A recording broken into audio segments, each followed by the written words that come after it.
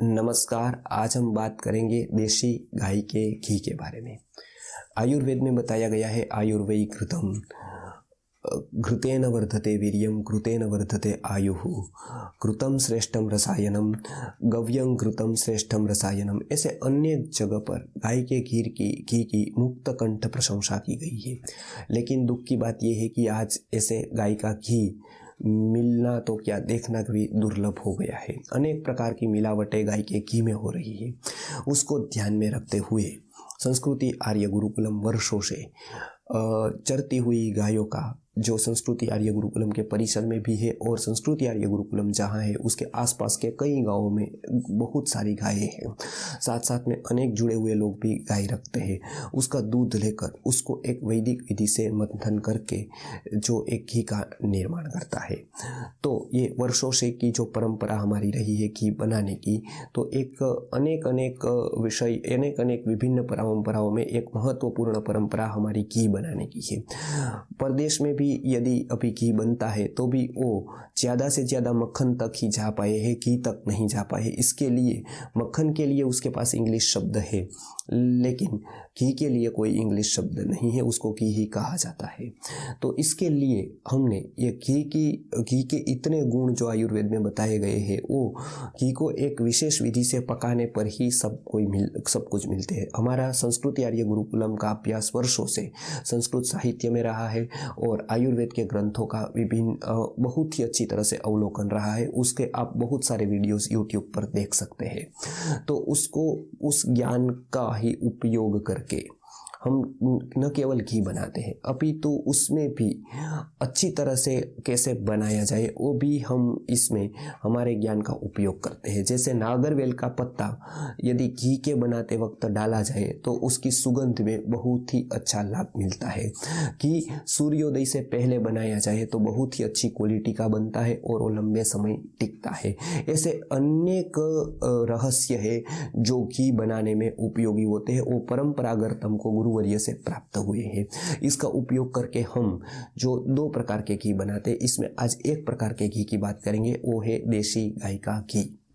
देशी गाय यानी जो गुजरात के आसपास के प्रदेशों में जो चरती है और देखने को मिलती है, ऐसी गायों का दूध को एकत्रित करके उसको जमा करके, उसका भी एक साइंस है कि कितनी देर तक किस ऋतु में जमाना है। लेकिन हम दूध गाथा की आप वीडियो देख लीजिएगा, हमारे यूट्यूब पर है, ताकि आपको पता चले कि ये नॉलेज बेस्ड प्रोडक्ट से न कि इधर उधर का उठा कर ले लिया और इधर उधर की बातें कह दी। तो दूध गाथा हमने पूरी दी है जो हमारी चैनल है आचार्य मेहुल भाई, उसमें बहुत सारे दूध के बारे में बताया है।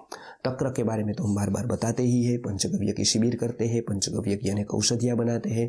तो ये घी का एक विशेष हमको नॉलेज है कि किस ऋतु में कितने घंटे तक दही को जमाना चाहिए। उसका उपयोग करके उस लेवल का दही जमा करके फिर उससे घी का निर्माण किया जाता है मक्खन के माध्यम से। और उसके बाद जो छाछ बचती है उसका तक्रासव तक्रारिष्ट जैसे अनेक औषधियाँ बनाई जाती है। सहायक रूप में तक्र का बहुत जगह पर हम उपयोग करते हैं। अब लोगों के प्रश्न आते कि इतना सस्ता क्यों है। दो प्रकल्प है। एक तो जो छाछ बनती है उसका हम पूरा उपयोग करते हैं तक्रासव तक्रारिष्ट बनाने में, इसके लिए हमारी कॉस्ट ऐसे ही कम आती है। दूसरा, हम गांव में रहते हैं तो चारा कई खरीदी सीधी करते हैं, किसानों से ही कर लेते हैं और हम भी उगा लेते हैं, इसके लिए भी बहुत सारी कॉस्ट कम आती है। और ये एक उदात्त भावना से अनेक लोग ये घी का उपयोग कर सके, इस शुद्ध भावना से ही हमने संकल्प लिया है कि शुद्ध घी अंतिम तक पहुँच पाए, ताकि सामान्य व्यक्ति भी शुद्ध घी का सेवन कर सके। वो एक ब्रांड न बन जाए, वो एक विशेष श्रीमंतों का ही खाद्य न बन जाए, गरीब या मध्यम वर्गीय परिवार भी इसका लाभ ले सके। इसके लिए ही हमने घृत में काफ़ी किफ़ायती मूल्य पर ये घृत का सर्कुलेशन शुरू किया है और समाज में भी इसका अच्छा रिस्पॉन्स प्राप्त हुआ है। तो लोगों के और प्रश्न भी है, जैसे देशी गाय और गिर गाय में क्या फ़र्क है। गुजरात के आसपास की जो नस्ल है, जैसे कांकरेज है, जैसे जाफराबादी है, वो सभी नस्ल की गायें एक तरफ रहती है, मतलब एक ग्रुप है। तो उसका जो दूध आता है उसमें गिर गाय के दूध से थोड़ा कम क्वालिटी वाला आता है। ऐसे गाय के दूध तो सभी समान ही होते हैं, लेकिन गिर गाय का एक विशेष क्वालिटी वाला दूध होता है। तो वो दूध जो होता है कांकरेज या और गायों का, उसको इकट्ठा करके एक घी बनाया जाता है, जैसे देसी गाय का घी कहते हैं।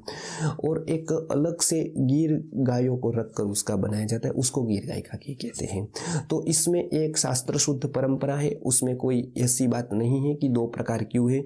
आयुर्वेद में एक ही हरड़ के 6 प्रकार बताए हैं, हल्दी के 5 प्रकार भी बताए हैं, और अनेक औषधियों के 12-12 प्रकार, 15-15 प्रकार बताए। तो घी के क्यों 2 प्रकार नहीं हो सकते हैं?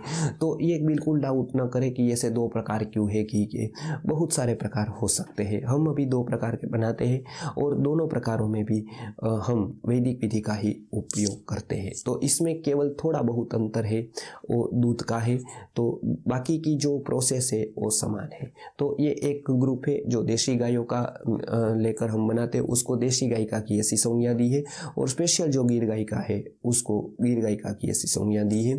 तो ये घी जो आयुर्वेद में कथित जो गुण है वो सभी गुण को प्राप्त कराने वाला है। नमस्कार।